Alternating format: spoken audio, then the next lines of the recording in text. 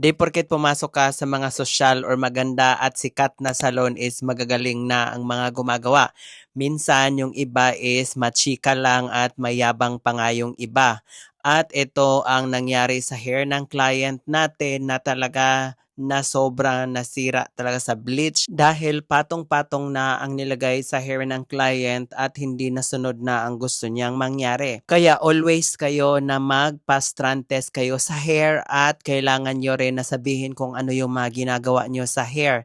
Dahil minsan yung mga ibang hairstylist gawa lang ng gawa at hindi chinecheck yung hair, or yung iba naman kahit alam nila na hindi na pwede sa hair nyo, gagawin pa rin para gustong kumita lang. So ang hair talaga ng client natin is always siyang nagpa-plancha or blow dry at saka yung kina-curling iron niya.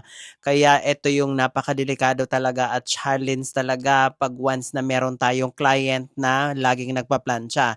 So make sure na talagang i-strand test nyo muna at mag-suggest kayo sa pinaka gagawin nyo sa procedure ng client nyo. Dahil ang client, once na meron silang ipapakita na mga inspo na gustong mangyari sa hair nila, tapos hindi pala ninyo ma-achieve, so mag-expect talaga yan ng 100%. So kinakailangan na i-explain nyo ng mabuti kung ano yung mga karapat dapat na gagawin or yung mga procedure na gagawin nyo sa hair nila, especially kung meron namang problema sa hair nila. So gaya na nangyari sa hair ni Mama Sin, talagang noon pa to inaalagaan daw ng hairstylist pero nagtataka na siya dahil nadadamage na yung pinaka-strand ng hair niya. So nagsuggest ako sa kanya na gagawin na hair color at ma-process lang talaga. Dahil ang gusto niya is meron siyang undercolor at the same time meron siyang mga dimension highlight. Kaya tinanong ko yung client kung wala ba silang lakad dahil aabot to ng ilang oras talaga. Imagine, nag-start kami ng umaga, imagine niyo natapos na siya mag-aalas 2 na ng madaling araw. Grabe yung pinaka-procedure ng hair niya pero worth it naman dahil nagawa natin ng paraan yung hair niya. Actually, sila is galing pang Japan. So, imagine niyo sobrang tuwang-tuwa yung client natin dahil hindi natin talagang inexpect yung pinaka-outcome ng hair niya. So, ito yung sinasabi ko sa inyo na wag nyong ismulin yung mga maliliit na salon dahil kung sino pa tong merong mga salon na maliliit at hindi gaano kasosyal, sila pa tong magagaling.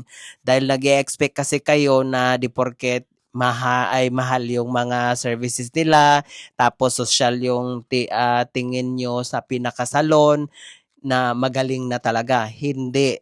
At hindi talaga yan totoo na di porket maganda yung salon, magagaling na sila. Hindi talaga yan.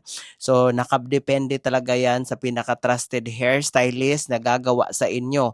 Wala yan sa kagandahan ng salon, kundi mismo na gumagawa talaga ng mga hair. So, kailangang lesson learned talaga kung magpapagawa kayo ng salon, make it sure na kailangan yung magtanong kung meron silang mga ginagawa na sa mga gusto nyong inspo na mangyari sa hair nyo. Kasi delikado talaga kung masunog na yung hair nyo, tas maghahanap kayo ng expert kung paano gagawin, mas lalo kayong magagastusan. So make sure na meron na nag-aalaga sa hair nyo na talagang alam nila kung ano yung mga procedure na gagawin, lalo na kung lagi kayo nagpa-plancha or sensitive na yung hair nyo. So, kinakailangan na meron talaga nag-aalaga sa hair nyo na mga trusted hairstylist nyo. Kaya lagi nyong tatandaan, wala ito sa pagandahan o palakihan ng salon, kundi pagalingan kung sino yung expert na gumagawa talaga sa hair.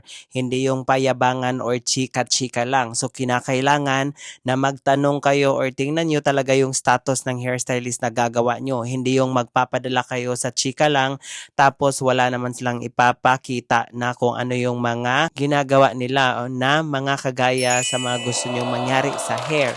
So tingnan nyo naman yung pinaka-outcome, sobrang napakaganda na talaga at nagpantay na yung pinaka-hair color at meron na siyang lowlights and highlights. At the same time, meron siyang undercolor na loud color sa mismong pinaka-ilalim niya.